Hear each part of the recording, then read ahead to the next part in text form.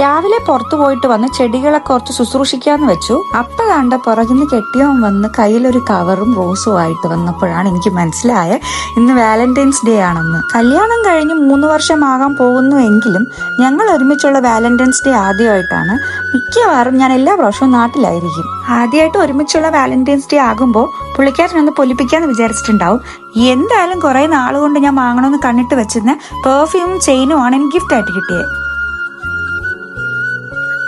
സ്നേഹിക്കുന്നവർക്കും ഇനി സ്നേഹിക്കാൻ പോകുന്നവർക്കും എല്ലാവർക്കും ഞങ്ങളുടെ 2 പേരുടെയും വാലന്റൈൻസ് ഡേ വിഷസ്.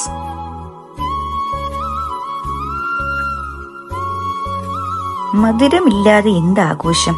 ഇനി നമുക്ക് കുറച്ച് മധുരം കഴിച്ചാലോ? കേക്ക് മുറിക്കാൻ നോക്കിയപ്പോ ഫുള്ള് ചുവന്ന കളറിന്റെ ആറാട്ട് തന്നെയായിരുന്നു. എന്നാലും നമ്മൾ വിടുവോ? ഒരു കൈ നോക്കി. കേക്ക് എന്ന് പറയുമ്പോൾ പ്രാന്താണ് രണ്ടാൾക്ക്. ഫുൾ ആർട്ടിഫിഷ്യൽ കളർ ആയതുകൊണ്ട് എനിക്ക് നല്ല രീതിയിൽ കഴിക്കാൻ പറ്റിയില്ല. അതുകൊണ്ട് ഞാൻ വൈറ്റ് സ്ട്രൈപ്പ് എടുത്ത് കഴിക്കാൻ തുടങ്ങി. അങ്ങനെ 2025 വാലന്റൈൻസ് ഡേയും കഴിഞ്ഞു. എത്ര പെട്ടെന്നല്ലേ സമയം പോകുന്നേ. അപ്പോൾ ഇത്രയൊക്കെയുള്ളൂ ഞങ്ങളുടെ വാലന്റൈൻസ് ഡേ വിശേഷം.